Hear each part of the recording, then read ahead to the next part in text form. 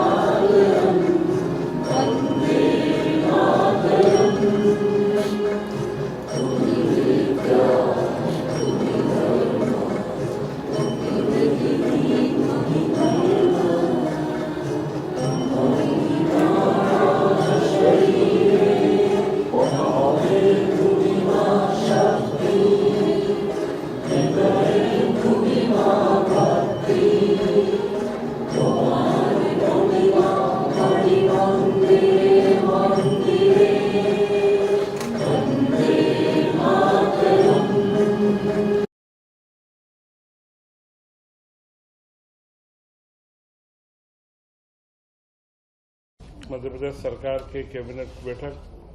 मुख्यमंत्री डॉक्टर मोहन यादव जी की अध्यक्षता में संपन्न हुई। पिछली बैठक तो भगोरिया पर्व को देखते हुए बड़वानी के अंदर की गई थी और जिससे भगोरिया को एक राष्ट्रीय पहचान भी प्राप्त हुई है। आज की बैठक में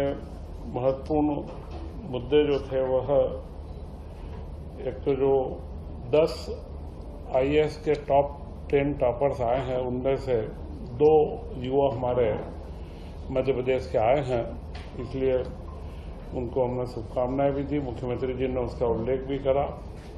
कि हमारे प्रदेश के युवा लगातार प्रगतिशील हैं। इसी के साथ में इस बार गेहूं उपार्जन में जो 2585 रुपये का केंद्र का मिनिमम समर्थन मूल्य था, उसमें मध्य प्रदेश सरकार ने पहली बार 40 रुपये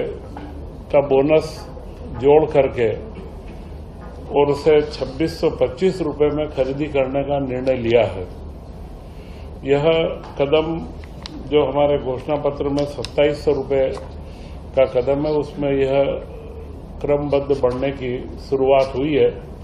और इसी के साथ में उड़द के ऊपर 600 रुपये प्रति क्विंटल की दर से बोनस देने का भी निश्चय किया गया है। कृषि वर्ष को इस बार मनाना भी है। कृषि से संबंधित सारे साल भर के कार्यक्रम तैयार हो रहे हैं और जिसमें विभिन्न क्षेत्रीय स्तर पर भी खेती को बढ़ावा मिले व पूरे प्रदेश के अंदर नई उन्नत तकनीक के साथ में खेती बढ़े, इन सब के बारे में लगातार योजनाएं बन रही है। परंतु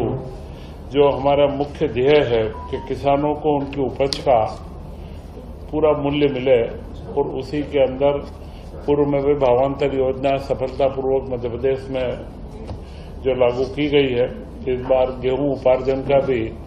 पूर्णतया जो भाव वृद्धि करके हमने दिया है। इसी के साथ एक महत्वपूर्ण विषय था स्वामित्व योजना का, जिसमें 46 लाख परिवारों को चिन्हित किया गया जिनके पास में कोई अपने स्वामित्व के दस्तावेज नहीं है। उनके चिन्हांकन के पश्चात राज्य सरकार ने निर्णय करा कि उनका जो रजिस्ट्री जो करवाई जाएगी उसका स्टाम्प शुल्क माफ किया जाएगा। तो 3000 करोड़ के करीब का उसका भार राज्य सरकार पर आ रहा है, परंतु निःशुल्क वे रजिस्ट्रियां करवा करके राज्य सरकार अब उसका प्रारंभ करने जा रही है कि उन 46 लाख लोगों को उनके स्वामित्व के दस्तावेज प्राप्त होना चालू हो जाए। और इस संदर्भ में ही पिछले दिनों एक और महत्वपूर्ण घटना हुई है, जिसमें पचमढ़ी को जर्मनी के द्वारा ग्रीन डेस्टिनेशन के रूप में सर्टिफाइड किया गया है। तो यह मध्य प्रदेश के लिए उपलब्धि है और पचमढ़ी के विकास के लिए वहाँ के साडा प्लान को और इनको हम पूर्व में ही हम आगे बढ़ा चुके हैं। तो भविष्य के अंदर जो हमारा वन क्षेत्र है और उसी के साथ में पचमढ़ी एक ग्रीन डेस्टिनेशन के रूप में पर्यटन का बड़ा केंद्र बन पाएगा, इसके बारे में हम लोगों ने चिंतन किया है। और आज करीब करीब 7 विभागों की विभिन्न योजनाओं को निरंतरता की, जो 2026 से लेकर के उनको 31 तक का आगे करना था, उनकी निरंतरता बढ़ाई गई है। उसमें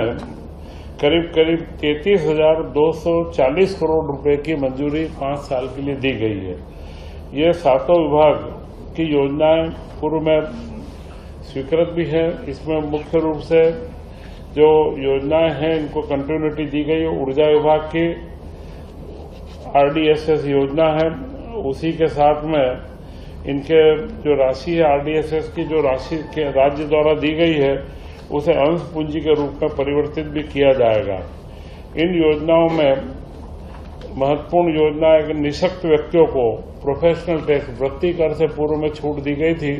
उसे अभी वापस से अगले 5 वर्ष के लिए कंटिन्यूटी दी गई है। और बाकी वित्त विभाग की पब्लिक फंडिंग की जो छोटी योजनाएं हैं, वेतन भत्ते वो सारे उनके बारे में आगे करा गया है। इसी के साथ में मध्य प्रदेश ग्रामीण संरचना सड़क विकास अधिनियम के अंदर जो राशि खनिज अधिभार की एकत्र होती है, उस राशि को अंतरण करके और उसका उपयोग करने के लिए और उसकी जो इस योजना उसकी निरंतरता दी गई है। पंचायत ग्रामीण विकास के तहत परिसंपत्तियों के संधारण के लिए और मरम्मत और योजनाओं की निरंतरता दी गई। साथ इस तरीके की सभी योजनाओं में पंचायत ग्रामीण के 7 योजनाएं हैं। पोषण शक्ति के साथ योजना आर्थिक सांख्यिकी विभाग के अंदर नीति आयोग के सारे वेतन भत्ते और उनकी कंटिन्यूटी की योजना है। और जनजाति कार्य में पोस्ट मैट्रिक छात्रावास और उनकी जो योजना चालू है उसकी निरंतरता 610 करोड़ रुपए टोटल 33,000 करोड़ की है। उसकी सूची आपको उपलब्ध भी करवा दी जाएगी और अनुसूचित जाति अन्वेषण संस्था की निरंतरता दी गई है। जनजाति क्षेत्र में महिला बाल विकास में जो नोराड स्टाफ डैम आदिवासी महिलाओं का आर्थिक सशक्तिकरण, तेजस्वी ग्रामीण महिला सशक्तिकरण, इन समस्त योजनाओं की निरंतरता आगे दी गई है। महिला एवं बाल कल्याण संचालनालय, बाल अधिकार संरक्षण आयोग और राज्य महिला आयोग, इनके अंदर जो बजट की राशि है उसकी स्वीकृति दी गई है और सूक्ष्म, लघु तथा मध्यम विभाग का तीनों कार्य जो मुख्य निवेश संवर्धन की जो सहायता दी जाती है उसकी योजना को 26 से 31 तक तथा स्टार्टअप की योजना को 2026 से 31 तक वो विभाग के जिला व रीजनल कार्यालयों को निरंतरता के लिए इसमें आगे बढ़ाया गया है। 10,000 करोड़ के करीब इसमें सब्सिडी का प्रावधान है और स्टार्टअप में 600 करोड़ के करीब खर्च का प्रावधान दिया गया है। इसी के साथ में ESIC के 3 हॉस्पिटल, मेहर, निमरानी, ये 3 अस्पतालों के बारे में, कैमूर, कटनी का, इनको वहां पर स्टाफ की उपलब्धता को केंद्र सरकार इनके भवन बनवा रही है, स्टाफ की उपलब्धता राज्य सरकार को करना है, तो यह स्वीकृति दी गई है और भी आगे भविष्य में राज्य बीमा निगम के माध्यम से जो केंद्र से मिलता है तो उसमें स्वास्थ्य विभाग से आपस में कोऑर्डिनेशन करके और आगे इनमें पदों की स्वीकृति दे रहे हैं। उनकी डिस्पेंसरी है श्रमिकों के लिए, तो श्रम विभाग के माध्यम से इसमें पदों की स्वीकृति डॉक्टर्स की होगी और उसका नए औषधालय का निर्माण का पूरा खर्च भारत सरकार उठाएगी और जो इसके बाद इसमें 51 पद लगेंगे, उन पदों के लिए हमारे यहाँ से स्वीकृति दी गई है। चितरंगी विधानसभा में एक व्यवहार न्यायाधीश का खंड व उसके नवीन पद का सृजन किए जाने की मांग लंबे समय से चितरंगी की थी, उसे भी आज स्वीकृति दी गई है। एक जिला एक उत्पाद, कुटीर ग्रामोद्योग विभाग, यह एक बड़ा महत्वपूर्ण क्षेत्र है कि 1 डिस्ट्रिक्ट 1 प्रोडक्ट में जो हमारे परंपरागत उत्पाद हैं और जो वहाँ के कारीगर हैं उनके जो नीतियाँ बनी हुई है उनकी निरंतरता की भी आज मंजूरी दी गई और उसी के साथ में मुख्यमंत्री जी की मंशा है कि इन उद्योगों को अब वर्तमान समय में आधुनिकीकरण भी किया जाए, तो उद्योग विभाग और कुटीर लघु उद्योग विभाग मिलकर के इन प्रोग्राम को, इनके कार्यक्रमों को आगे बढ़ाए और इनके अंदर जो भी सहूलियतें हो सकती है, क्योंकि समय के साथ में बदलाव काफी आए हैं, इनके टेक्नोलॉजी डेवलपमेंट या इनके टेस्टिंग की लैब की स्थापना हो या कोई कॉमन फैसिलिटी हो, तो इन सब के लिए MSME, उद्योग विभाग एवं ग्रामीण कुटीर उद्योग के विभाग के माध्यम से तीनों को संयुक्त रूप से योजना बनाने के बारे में भी आज निर्देशित किया गया है, जिससे 1 डिस्ट्रिक्ट 1 प्रोडक्ट में, जैसा ये सीधी के अंदर दरी एवं कारपेट, दतिया में गुड़, अशोकनगर में चंदेरी हैंडलूम, भोपाल में जरी, जरदोजी, पर्स व जूट के उत्पाद, धार में बाग प्रिंट, सीहोर में लकड़ी के खिलौने, उज्जैन में बटिक प्रिंट, तो इनमें 37.5 करोड़ रुपए की DPR तैयार की गई है कि इन प्रोडक्ट के विकास के लिए इनमें जहां पर GI टैगिंग की आवश्यकता है वो किया जाएगा, या जो टेक्नोलॉजिकल सपोर्ट की आवश्यकता है उन सारी योजनाओं की निरंतरता की इसके अंदर निर्णय आज किया गया है। इसी के साथ आज के कैबिनेट में मुख्यमंत्री मोहन यादव जी ने एक महत्वपूर्ण योजना की शुरुआत भी करी है। वह जो निर्णय हुआ है, यह गुड गवर्नेंस के बारे में एक निर्णय है कि मुख्यमंत्री young interns governance, good governance scheme, मुख्यमंत्री के नाम से यह यंग इंटर्न्स के लिए स्कीम रहेगी। इसमें हर ब्लॉक के अंदर मुख्यमंत्री young interns for good governance programme, CMYIGGP, chief minister young intern for good governance programme, इसमें भोपाल में मॉनिटरिंग का पूरा रहेगा, जो अटल बिहारी सुशासन संस्थान है उसके माध्यम से इसको संचालन किया जाएगा और हर ब्लॉक में मध्य प्रदेश के 15 युवाओं को इसमें चयन किया जाएगा और 1 साल के लिए उन्हें रखा जाएगा और 1 साल और 3 साल तक ये योजना की निरंतरता रहेगी। इसमें उन युवाओं के माध्यम से डिजिटाइजेशन के माध्यम से सारे आंकड़े एकत्र किए जाएंगे, वर्तमान योजनाओं के भी, और उसका असर क्या है, सामाजिक असर और जो इम्पैक्ट क्या है उसके बारे में स्टडी करने के लिए आंकड़े भी उपलब्ध होंगे। कौन सी शासन की योजनाओं में क्या दिक्कतें आ रही है वह फीडबैक भी मिलेगा। परंतु सबसे महत्वपूर्ण है इसमें जो 15 युवा हम जोड़ेंगे वे स्थानीय युवा रहेंगे। उन क्षेत्र के जो युवा हैं जिलों के, उन्हीं युवाओं को इसके अंदर जोड़ेंगे। उससे उन युवाओं के अंदर नई तकनीक व गवर्नेंस के बारे में जानकारी विकसित होगी और उन युवाओं का चयन पारदर्शी तरीके से अटल बिहारी सुशासन संस्था की तरफ से किया जाएगा और वे 1 वर्ष के लिए उन्हें अनुबंधित किया जाएगा। इसके बाद में 3 साल तक यह योजना चलेगी तो यह 4860 के करीब युवा पूरे मध्य प्रदेश के अंदर इंटर्न के रूप में काम करेंगे और इनके माध्यम से शासन की योजनाओं का इम्प्लीमेशन भी और उनके बारे में फीडबैक भी क्या है उन सबको एकत्र करके और यहाँ स्टेट लेवल पर उसका एक डैशबोर्ड बनाया जाएगा, पूरा एक पोर्टल बनेगा और NPSCDC के माध्यम से उसकी पूरी रचना बना करके कि हर योजना का जो हमारे अंत्योदय की जो हम बात करते हैं कि हर योजना का लाभ अंतिम व्यक्ति को मिले, तो वह जो अंतिम व्यक्ति तक हमारी योजना पहुंच पा रही या नहीं उसका आकलन भी होगा, उसमें आने वाले व्यवधानों का निराकरण भी होगा। तो यह एक बड़ी महत्वपूर्ण योजना है कि किस तरीके से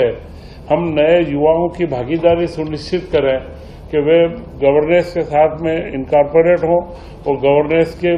बिंदुओं को भी समझें और गवर्नेंस के अंदर गुड गवर्नेंस में सहयोगी बने। तो यह एक महत्वपूर्ण योजना हमारे मुख्यमंत्री जी ने जो यहाँ से प्रारंभ करी है, मैं ऐसा मानता हूँ यह पूरे देश के लिए एक नया उदाहरण होगा और जिससे हम मध्य प्रदेश में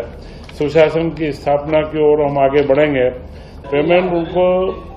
मानदेय के रूप में 10,000 रुपया प्रति माह एक युवा को दिया जाएगा।